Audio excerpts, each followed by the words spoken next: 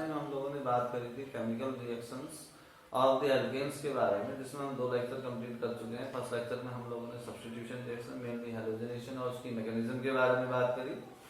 Second reaction में हम लोगों ने डिस्कशन किया था कंबशन और ऑक्सीडेशन ऑफ द एल्केन्स। इस लेक्चर में हम बात करेंगे remaining properties of the alkenes के बारे में, जिसमें सबसे पहले हमारा जो टॉपिक चलता है वो है आइसोमेराइजेशन। आइसोमेराइजेशन का मतलब हम कंपाउंड को उसके आइसोमर में क्या कर सकते हैं, बदल सकते हैं। एल्केन्स को मेनली जब हम एल्केन्स को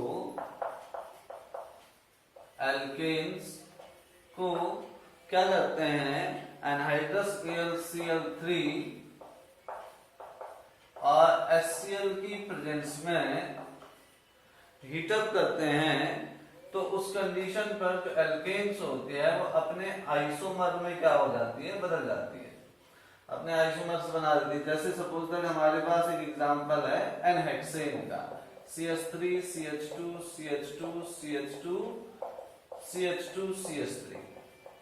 हमने इसको क्या किया, एनहाइड्रस AlCl3 और HCl में पास कराया, तो उस कंडीशन पर क्या होगा, यहां से इसके आइसोमर बन जाएंगे। कहने का मतलब है अभी ये क्या है, यहाँ पर अगर हम देखें तो ये एनहेक्सेन है, तो इसके कौन से आइसोमर बनेंगे, इसके ब्रांच आइसोमर बन जाएंगे। मतलब क्या होगा कि 5 कार्बन तो स्ट्रेट चेन पर बने रहेंगे इस तरीके से, जो हमारे पास 6th कार्बन होगा वो क्या हो जाएगा, ब्रांच की फॉर्म में अटैच हो जाएगा। अब इसमें 2 पॉसिबिलिटी से तो ये मिक्सचर ऑफ आइसोमर बनता है, सिर्फ एक ही आइसोमर नहीं बनता है यहाँ पर, तो ये ऐसे भी क्या हो सकता है, पॉसिबल हो सकता है।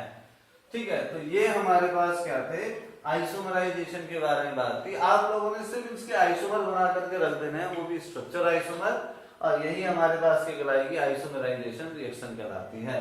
इसी तरीके से हम एल्केन्स से एरोमेटिक कंपाउंड्स भी बना सकते हैं, तो उस रिएक्शन को हम कहते हैं एरोमेटाइजेशन रिएक्शन। एरोमेटाइजेशन रिएक्शन का मतलब जब हम एलिफेटिक कंपाउंड्स लेंगे या एल्केन्स जब हम लेते हैं, तो एल्केन्स को बदला जा सकता है एरोमेटिक कंपाउंड्स में। एरोमेटिक कंपाउंड्स बोले तो हमारे पास यहाँ पर क्या आ जाता है, बेंजीन, जिसको हम कहते हैं। अब बेंजीन को अगर आप ध्यान से एनालाइज करते हैं तो बेंजीन में 6 कार्बन है, 1 2 3 4 5 6। तो बेंजीन के पास कितने कार्बन है, 6 कार्बन। तो एल्केन भी कितने कार्बन वाली लेनी पड़ेगी, 6 कार्बन वाली लेनी पड़ेगी। तो हमारे पास इस तरीके से हमने ले ली हेक्सेन, तो यहाँ पे है CH3 CH2 CH2 CH2 CH2 1 2 3 4 5 CH3 6 carbon हो गए। ये जो हमारे पास ये क्या है, हमारे पास एनहेक्सेन है। अगर आप देखेंगे तो बेंजीन को अगर हम ध्यान से देखें, अगर हम इसके स्ट्रक्चर को देखते हैं, तो बेंजीन के स्ट्रक्चर में यहाँ पर क्या होता है, देखिए CH CH CH CH CH CH। देखो इन दोनों में एक फर्क है, इसमें चेंज क्या है, देखो यहाँ पर हाइड्रोजन ज्यादा है, यहाँ पर हाइड्रोजन क्या है, कम है, और अल्टरनेट ऑर्डर पर क्या रखे हैं, एक एक डबल बॉन्ड लगे हुए हैं। तो अब इसका मतलब क्या है, हमने इसमें से हाइड्रोजन को क्या करना है, अलग करना है। हाइड्रोजन को अलग करने की जो मेथड होती है, उस मेथड को हम क्या कहते हैं, रिडक्शन कहते हैं। तो रिडक्शन कराना है हमने इसका, तो रिडक्शन कराने के लिए मतलब इसमें से हाइड्रोजन, सॉरी रिडक्शन नहीं, ऑक्सीडेशन कहते हैं। तो ऑक्सीडेशन कराना है, तो इसका मतलब हमको इसमें से क्या करने पड़ेंगे, हाइड्रोजन अलग कराने के लिए ऑक्सीडेशन कराएंगे, ऑक्सीडेशन कराने के लिए ऑक्सीडाइजिंग एजेंट की जरूरत होगी।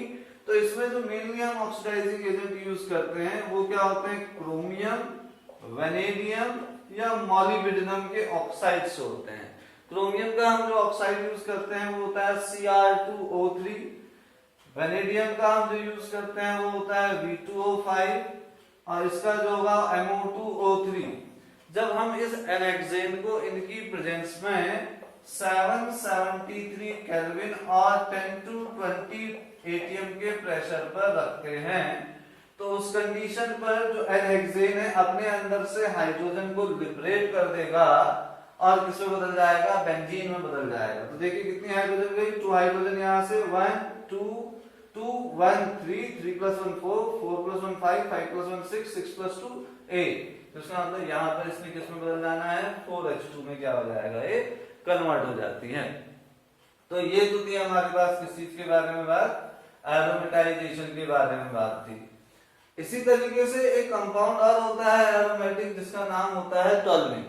एक एरोमेटिक कंपाउंड है जिसको हम क्या कहते हैं, टॉल्यूइन कहते हैं। टॉल्यूइन का मतलब है मिथाइल बेंजीन। अगर आप इस मिथाइल बेंजीन को देखते हैं तो इसमें कितने कार्बन है, इसमें हमारे पास 7 कार्बन है, ठीक है। तो इसमें हमारे पास जो है वो कितने कार्बन दे रखे हैं, यहाँ पर 7 कार्बन दे रखे हैं। अब हमने क्या करना है, इस मिथाइल बेंजीन को प्रिपेयर करना है। तो इसके लिए हम कौन सा एरोमेटिक कंपाउंड, कौन सी एल्केन लेंगे, 7 कार्बन वाली। तो इसका मतलब हम यहाँ पर क्या लेंगे, एन-हेप्टेन लेंगे। और एन-हेप्टेन को जब हम रिडक्शन कराएंगे किसकी प्रेजेंस में, कोई भी एक ऑक्साइड इन तीनों में से, मैं V2O5 लिख देता हूं, वेनेडियम पेंटाऑक्साइड 773 केल्विन टेम्परेचर और 10 to 20 atm के प्रेशर पर ये किस में बदल जाएगा, टॉल्यूइन में बदल जाता है। आप लोग टॉल्यूइन का स्ट्रक्चर याद रखेंगे, ठीक है। तो अब इससे आगे के बारे में बात करते हैं। नेक्स्ट थिंग, तो हम आइसोमराइजेशन पढ़ चुके हैं, एरोमेटाइजेशन पढ़ चुके हैं। अब हमारे पास जो नेक्स्ट थिंग बन करके आती है वो क्या होती है, हमारे पास पायरोलिसिस। नेक्स्ट थिंग हमारे पास जो यहाँ पे बनती है उसको हम क्या कहते हैं, पायरोलिसिस कहते हैं। पायरोलिसिस का मतलब क्या होता है, पायरोलिसिस का मतलब होता है ब्रेकिंग। पायरोलिसिस को हम क्या कहते हैं, ब्रेकिंग। ब्रेकिंग का मतलब हो गया हमारे पास तोड़ना, ठीक है। तो पायरोलिसिस कहलाता है। तो इस केस में क्या होता है, जो एल्केन्स होती हैं, हायर एल्केन्स को जब हम हीटअप करते हैं, हायर एल्केन्स को जब हम हीटअप करेंगे तो हायर एल्केन्स हीटअप करने पर कितने टेम्परेचर पे कहता है, 773 केल्विन टेम्परेचर पर हीटअप करने पर ब्रेक हो जाती है। किसमें, लोअर एल्केन्स में। ये किसमें ब्रेक हो जाती है, लोअर एल्केन्स में क्या हो जाती है, ब्रेक हो जाती है। इसमें जरूरी नहीं है कि सिर्फ लोअर एल्केन्स ही बने, इसमें एल्कीन्स भी बन सकती हैं, ठीक है। कोई भी प्रोडक्ट यहाँ पर क्या हो सकता है, बन सकता है, ठीक है। तो जैसे हमने यहाँ पर क्या लिया, एक एल्केन हमने यहाँ पर प्रिपेयर करी C6H14। अब मैंने इसको 773 केल्विन टेम्परेचर पर क्या कर दिया, हीटअप करा।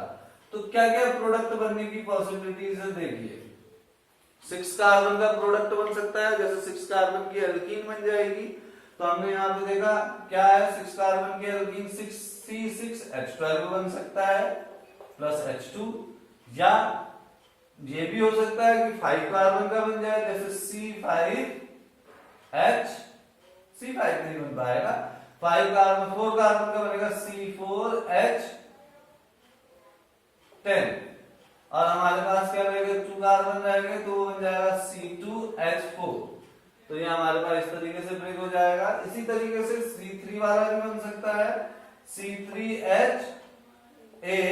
और यहाँ पे हमारे पास कितने रह जाएंगे, 3 कार्बन और रह गए, हाइड्रोजन रह गए 6, तो C3H6 बना सकता है। आप किसी भी तरीके से इसको क्या कर सकते हो, तोड़ सकते हैं। ये जो पायरोलिसिस जो प्रोसेस होती है ये मोस्टली यूज होती है पेट्रोलियम प्रोडक्ट के एक्सक्यूएशन में, कहता है उनके निष्कर्षण के लिए क्या किया जाता है, यूज किया जाता है, ठीक है। जैसे कैरोसिन का एक मोस्ट इंपोर्टेंट कंपाउंड होता है जिसका नाम क्या होता है, डोडेकेन कहते हैं,